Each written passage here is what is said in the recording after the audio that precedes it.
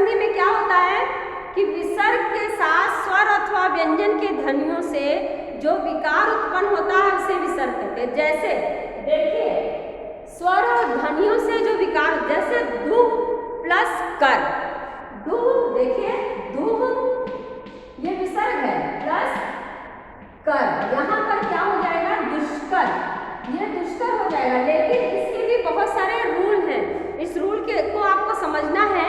पहला है विसर्ग संधि के जो नियम है उसका उदाहरण में पहला उदाहरण क्या है, ओ संबंधी, ओ संबंधी नियम। ओ संबंधी नियम में देखो क्या है,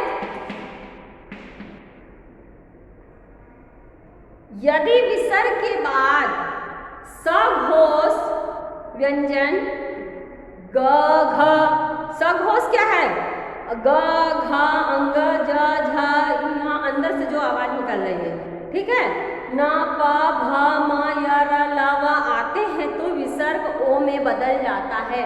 यानी यदि विसर्ग के बाद ये सारे व्यंजन जो यहाँ रेड कलर से लिखे हुए हैं ये व्यंजन आएंगे तो विसर्ग की जगह पर ओ हो जाएगा। कैसे हो जाएगा, देखिए जैसे रज, रज प्लस गुड़, तो यहाँ पे विसर्ग को ओ में परिवर्तन होना। इसके बाद ग आया है ना, तो ग भी उसमें है, तो कैसे देखिए, वेटिंग रूम में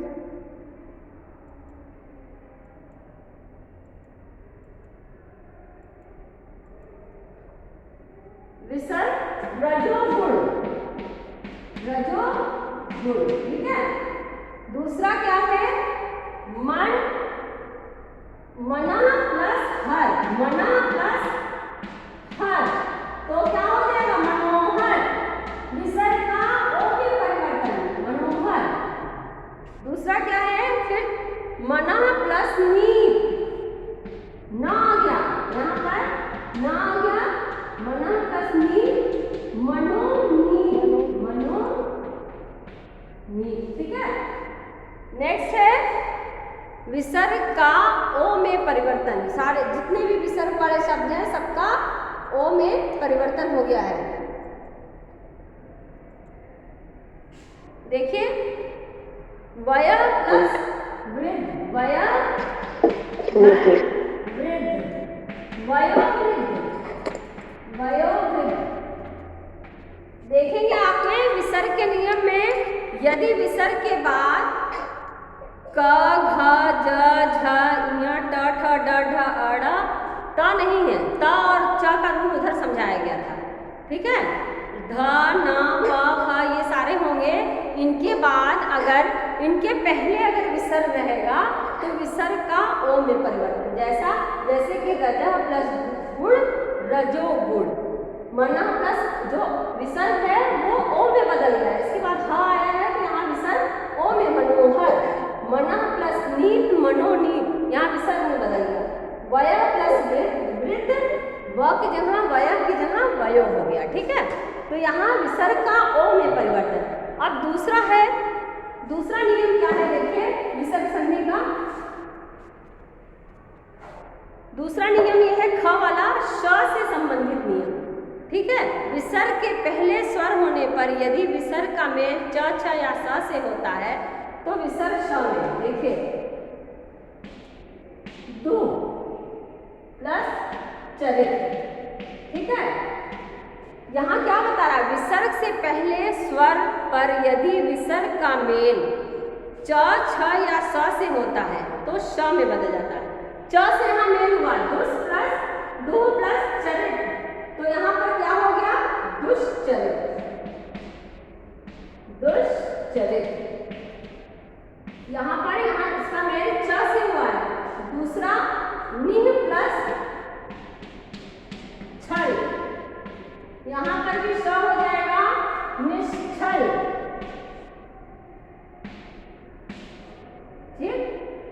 उसके बाद दु प्लस शासन, दु प्लस शासन, दुशासन, दुशासन। विसर्ग संधि कंप्लीट करिए। Everyone take pencil, after that I will finish that lesson exercise, ठीक है। नेक्स्ट है ग श से संबंधित नियम। श यानी षटकोण स। षटकोण स से संबंधित नियम। विसर्ग के पहले ई उ होने पर यदि विसर्ग का मेल क ट ठ प अथवा फ से होता है तो श में बदल। देखिए ये रूल सारे आपको लर्न करने होंगे, खाली मैं समझा सकती हूँ कि ये मेल कैसे हुआ है। दूसरा देखिए श वाला रूल, ये घ जो है घ का रूल क्या है कि नी प्लस पा, नी प्लस पा, निष्पा। क्या इसका रूल है? देखो यदि विसर्ग के पहले ई उ होने पर यदि विसर्ग का मेल क ट उ प अथवा फ से हो, तो यहाँ प है ना, विसर्ग के पहले ई नी छोटी की मात्रा है और यहाँ पर प है, तो उस स्थिति में इसके आगे श में परिवर्तित हो जाएगा।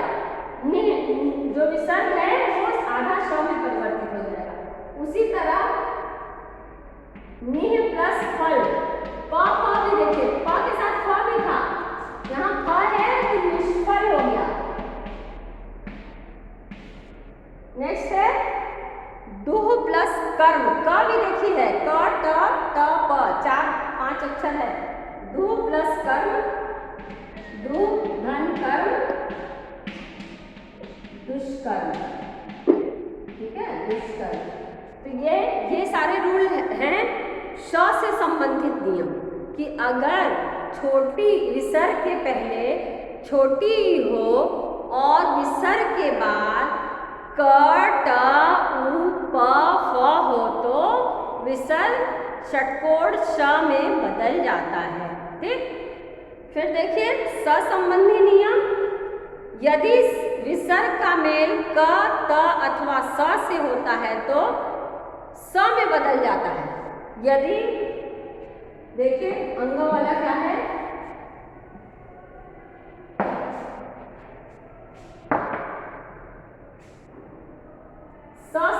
ससंबंधी, अभी वो षटकोण स वाला था, अब ये छोटा सा है। ससंबंधी नियम क्या है?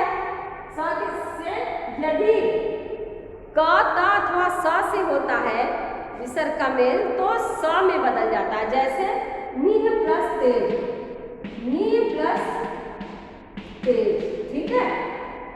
अगर क त अथवा स से होता है तो यहाँ देखिए विसर्ग का मेल यहाँ त से हुआ है, तो यहाँ पर क्या हो जाएगा, निस्तेज का निस्तेज, आधा स में परिवर्तन, निस्तेज।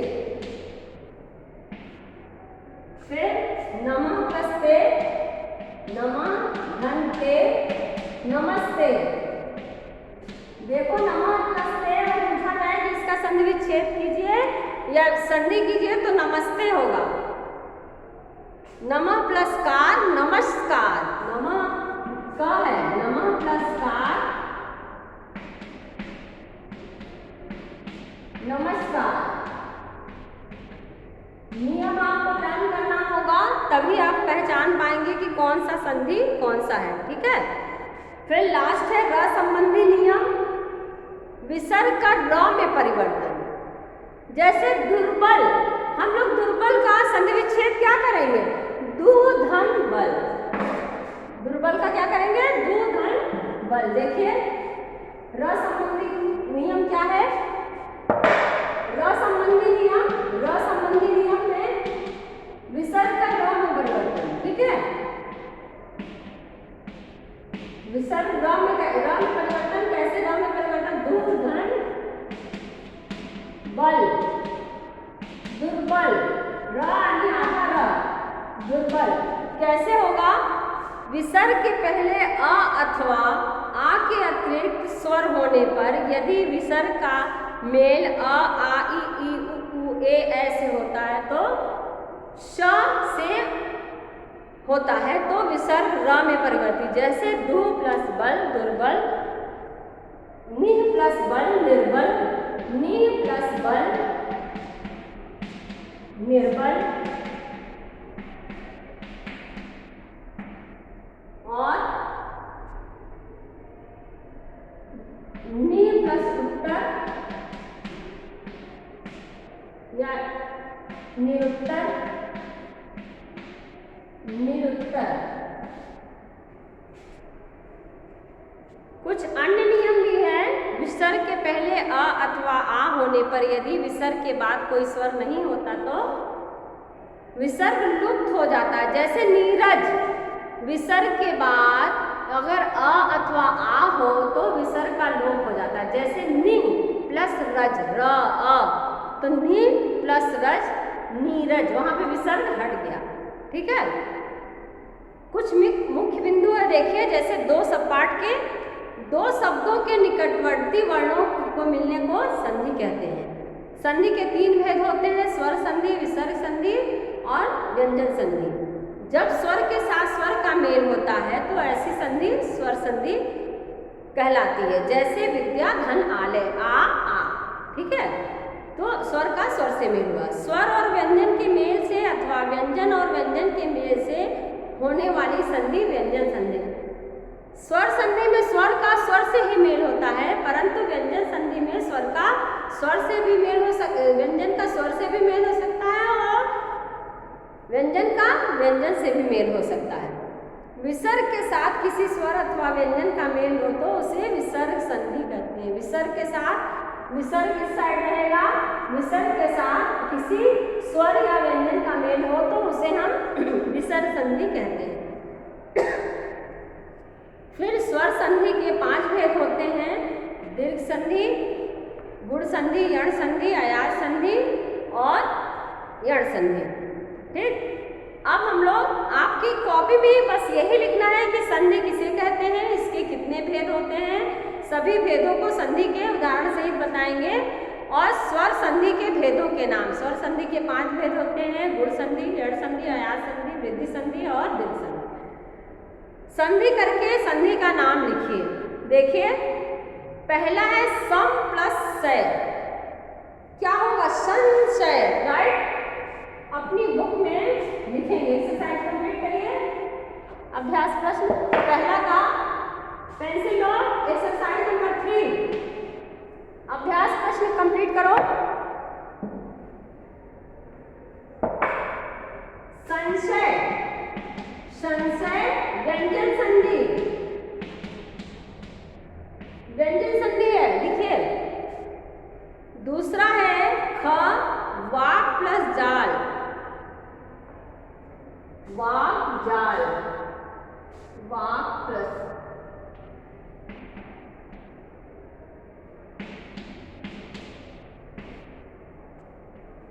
व्यंजन। ठीक है, ये भी व्यंजन संधि है। तीसरा है परमेश्वर, ग, क है, ख है, ग है परमेश्वर, परम प्लस ईश्वर, परमेश्वर। और ये है गुण संधि, ये है गुण संधि। Complete your book, completed. Next, घ लघु धन उर्मी, लघुर्मी, लघुर्मी, लघुर्मी कौन सी संधि है? दीर्घ संधि, दीर्घ संधि। नेक्स्ट है एक्सरसाइज में देखिए, अंग ने धन अयन, ने धन अयन, क ख ग घ अंग, ने धन अयन, नयन, नयन, नयन कौन सी संधि है? अयादि संधि, अयादि। नेक्स्ट है च मनः प्लस हर, मनोहर, मनोहर, च मनोहर, विसर्ग संधि।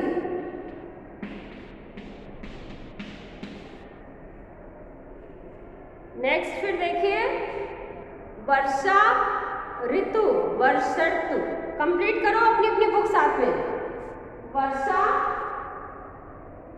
धन ऋतु, वर्षा ऋतु, वर्षा ऋतु। ठीक है, वर्षा धन ऋतु, वर्षा ऋतु कौन सी संधि है? गुण संधि।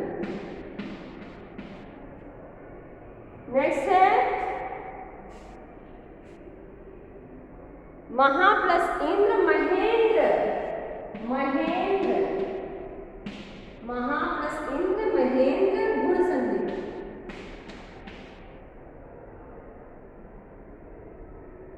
नेक्स्ट है उत प्लस हार, उद्धार, उद्धार, उद्धार कौन सी संधि है? व्यंजन संधि। धू प्लस जन, दुर्जन, विसर्ग संधि, विसर्ग संधि। यहां देखो च, छ, ज, झ, इया। कंप्लीट करो अपनी बुक में। नेक्स्ट है निम्नलिखित शब्दों का संधि विच्छेद कीजिए। निम्नलिखित शब्दों का संधि विच्छेद कीजिए। सुरेंद्र, चलो लिखो अपनी कॉपी में, सुरेंद्र का क्या होगा? सुर धन इंद्र। डन कर लिया?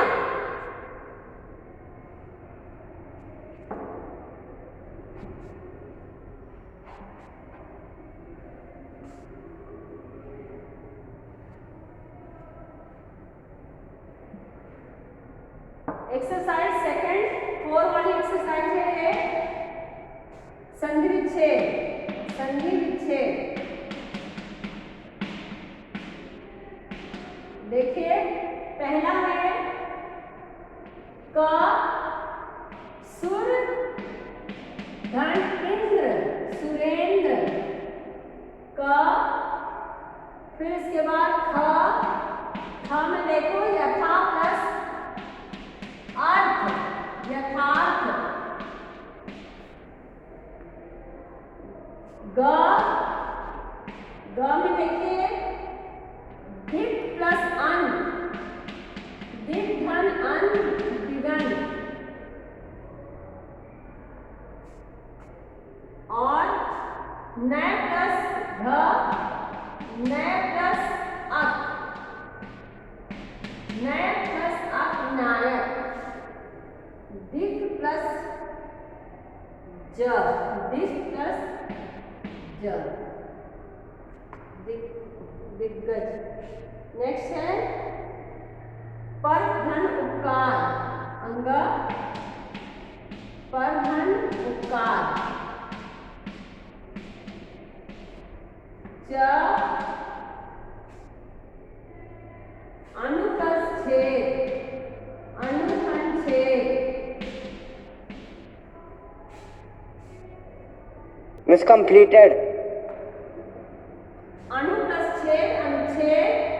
उत अंग के बाद छ, देखिए उत धन ज्वल, उत धन ज्वल, उज्ज्वल आधा जाए, उज्ज्वल। और रत्न प्लस आकर, ज, रत्न प्लस आकर, रत्नाकर। ठीक है? फिर यहाँ यस यहाँ होगा यहाँ निह प्लस काम, निष्काम का होगा निह प्लस काम, निष्काम। और निह प्लस रज, च निह प्लस रज, नीरज। ठीक? अब यहाँ पर देखिए ये कंप्लीट करिए। एक्सरसाइज नंबर 4 है, इसको अपनी बुक में कंप्लीट कर लो। नेक्स्ट है कृतार्थ। कृतार्थ में 4th ऑप्शन करेक्ट होगा। 5वां का क का 4th वन इज करेक्ट, ख का also 4th one is correct, चौथा ऑप्शन सही है। ठीक है? ग का 3rd ऑप्शन करेक्ट, अच धन अन 3rd ऑप्शन करेक्ट। घ का 1st ऑप्शन करेक्ट, घ का 1st ऑप्शन करेक्ट।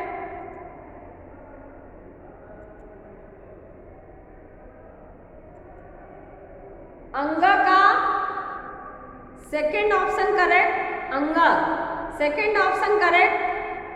संधि फिर है एक्सरसाइज नंबर 6, संधि विच्छेद कीजिए।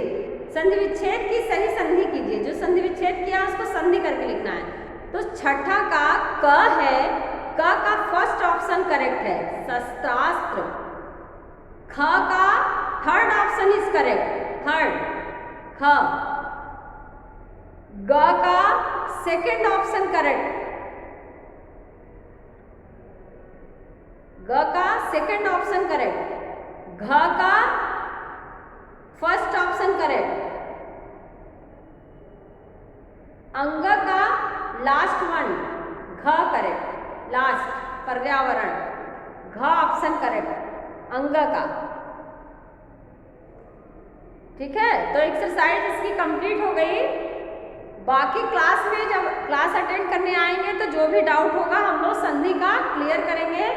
आप संधि की परिभाषा, संधि के भेद और बुक एक्सरसाइज जो है सारा कंप्लीट करके पाठ को पूरा करेंगे। ठीक है।